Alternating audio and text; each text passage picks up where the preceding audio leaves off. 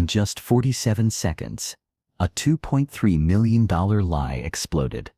Kash Patel didn't expect the evidence. He didn't expect the receipts. He definitely didn't expect Lieu to have done his homework. Cameras captured everything. The room held its breath. What did the FBI director say under oath that made Congressman Lieu declare that's just false and expose the biggest cover-up in federal law enforcement history?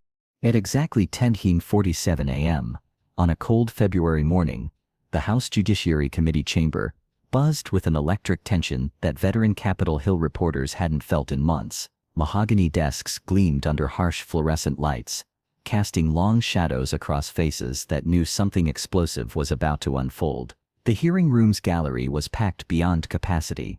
Journalists, activists, and political junkies, all sensing that this wouldn't be just another routine oversight hearing. FBI Director Kash Patel walked in like an investigator who had seen too many lies, his signature black folder tucked under his arm, declassified memos spilling slightly from the edges.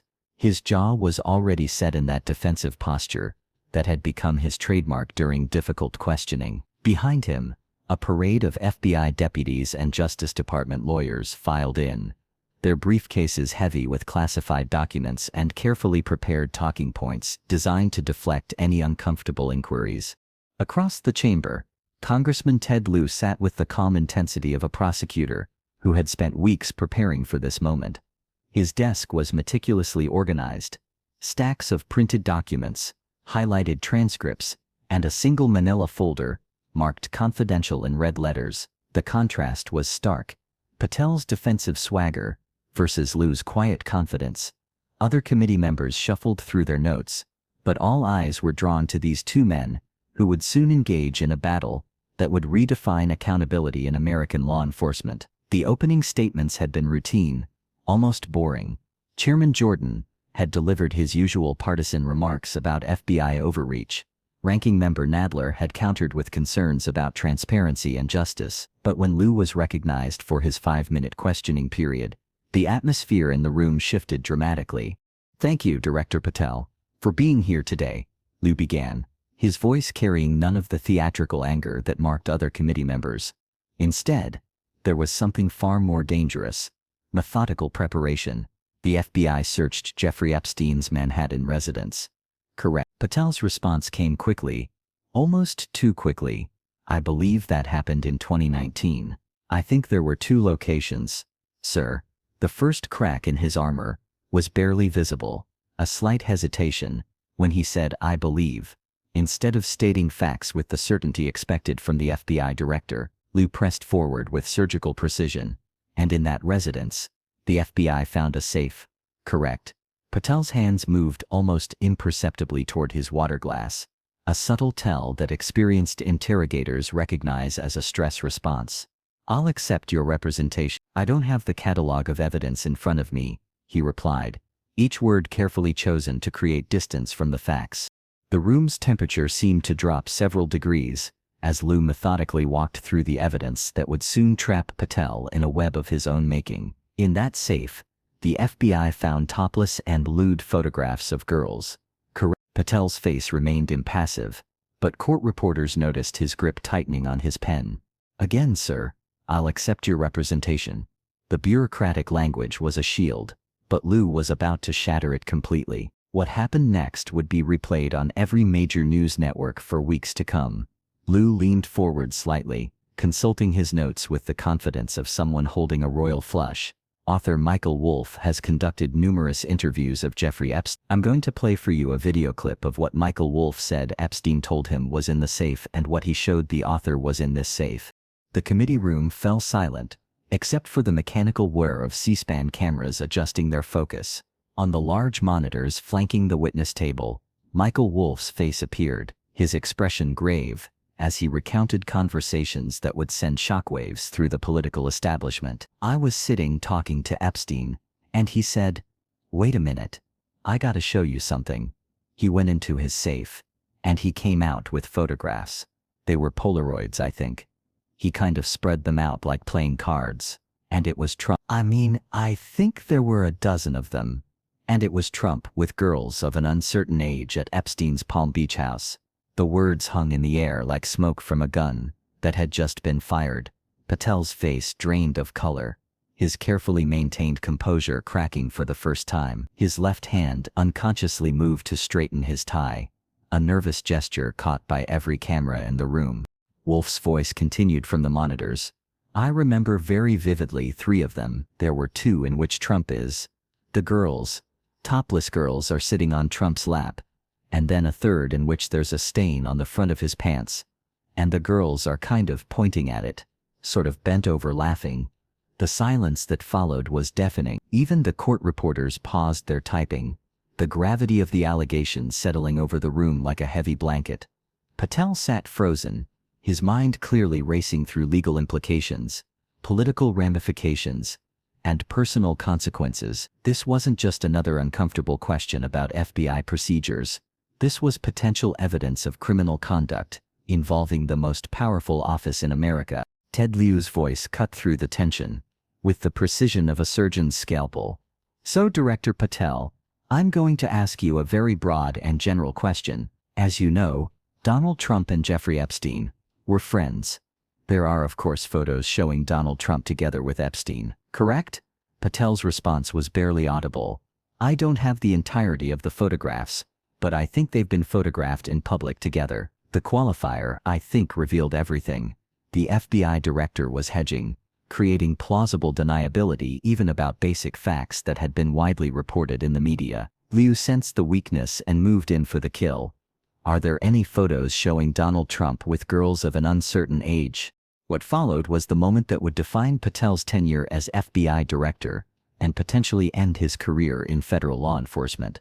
His response, no, came too quickly, with too much certainty for someone who had just claimed he didn't have complete knowledge of the photographs. The contradiction was glaring, and Lieu was ready to exploit it. How do you know that? Lieu pressed, his voice taking on the tone of a prosecutor who had just caught a witness in a lie. Patel's answer would soon become a case study in how not to testify before Congress, because that information would have been brought to light by multiple administrations and FBI investigators over the course of the last 20 years. The arrogance of that statement, the assumption that law enforcement had been thorough and transparent when dealing with powerful figures, was about to be demolished by facts. Lieu leaned back in his chair, a slight smile playing at the corners of his mouth as he prepared to detonate the bomb he had been carefully constructing. Well, you know what, that's just not true. Because no one knew about the creepy birthday message that Donald Trump wrote to Jeffrey Epstein until the Wall Street Journal disclosed it, and then all of a sudden, the Epstein estate provides it to Congress. The words hit Patel like a physical blow. His carefully constructed narrative about FBI thoroughness crumbled in real time as Lieu systematically dismantled every assumption underlying his testimony. But Lieu wasn't finished. With the methodical precision of someone who had done his homework, he continued. Certainly you weren't there at the search. You don't know what Epstein may or may not have done with those photographs even prior to the search. Maybe someone has it. Maybe the Epstein estate has it. Each sentence was a nail in the coffin of Patel's credibility, exposing the logical fallacies in his previous statements.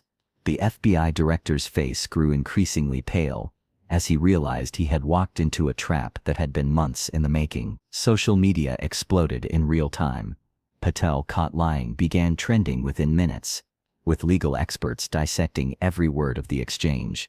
Former federal prosecutors called it a masterclass in witness impeachment. Constitutional scholars warned that the FBI director's credibility gap could undermine ongoing investigations.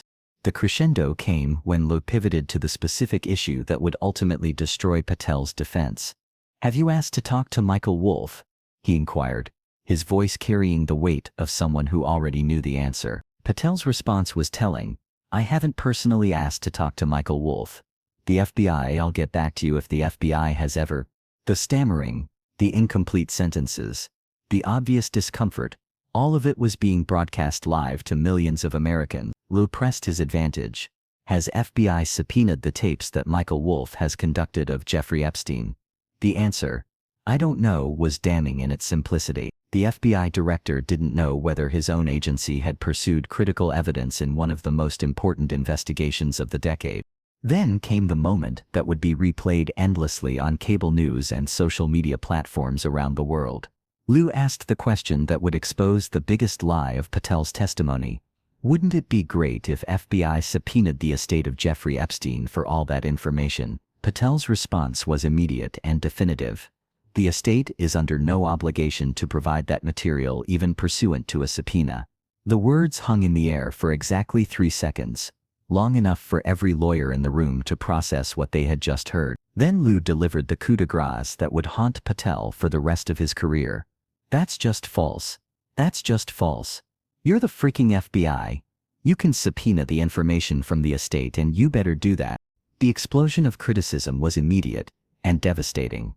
Legal experts across the political spectrum united in condemning Patel's fundamental misunderstanding of federal law enforcement powers. Harvard law professor Lawrence Tribe tweeted, "FBI director claims his agency can't subpoena estate materials. This is either incompetence or deliberate obstruction." Former FBI Director James Comey issued a rare public statement. The FBI has broad subpoena powers. Any suggestion otherwise undermines the rule of law. Even conservative legal scholars who typically supported Trump administration officials expressed dismay at Patel's apparent ignorance of basic investigative procedures. The damage was immediate and irreparable. Within hours, calls for Patel's resignation echoed from Capitol Hill to cable news studios across the country. But the story was far from over. As the hearing continued, Lieu pressed further into territory that would expose even more troubling aspects of Patel's leadership. I'm gonna move on now and talk about Epstein's client list. You confirmed that it exists. Attorney General Pam Bondi confirmed earlier this year that it exists. I just want to ask you a simple question. Is Prince Andrew on Epstein's client list? Patel's response revealed the careful parsing that had become his trademark when dealing with explosive information. The material related to Prince Andrew has been made public, but Lieu wasn't satisfied with evasion. Is Prince Andrew on the client list? The question hung in the air as Patel shifted uncomfortably in his chair, realizing that his previous strategy of deflection was no longer working. The final blow came with devastating simplicity. Is Donald Trump on Epstein's client list? Patel's answer, "The index has been released, and the index will speak for itself," was the epitome of bureaucratic cowardice. Here was the FBI director, sworn to uphold justice and transparency, hiding behind procedural language when asked a direct question about potential criminal evidence. Lieu's response captured the frustration of millions of Americans. "So I'm just going to say, America, there's a huge red flag." FBI director could not answer whether Donald Trump was on Epstein's client list. Those words would become the soundbite that defined the hearing, the moment when it became clear that the nation's top law enforcement official was more interested in protecting the powerful than pursuing justice. The aftermath was swift and brutal. Within 24 hours, Patel resign was trending across all major social media platforms. Democratic leaders called for immediate congressional investigations into FBI handling of the Epstein files. Even some Republican senators privately expressed concerns about Patel's fitness for office. Cable news panels spent hours dissecting every aspect of his testimony, with legal experts unanimous in their assessment that he had either lied under oath or demonstrated shocking ignorance of federal law enforcement capabilities. The credibility damage was existential. How could the American people trust an FBI director who either didn't understand his agency's powers or was willing to lie about them under oath to protect powerful interests? But perhaps the most damaging aspect of the entire spectacle was what it revealed about the broader state of American justice. Here was a hearing that should have been about accountability and transparency, turned into a masterclass on how institutional power protects itself when confronted with uncomfortable truths. Patel's refusal to give straight answers, his fundamental misunderstanding of FBI capabilities, and his apparent willingness to obstruct legitimate congressional oversight exposed a law enforcement culture that had lost its way. Ted Lieu's methodical demolition of Patel's credibility wasn't just about one man's lies. It was about whether American institutions would continue to function as guardians of justice or evolve into protectors of the powerful.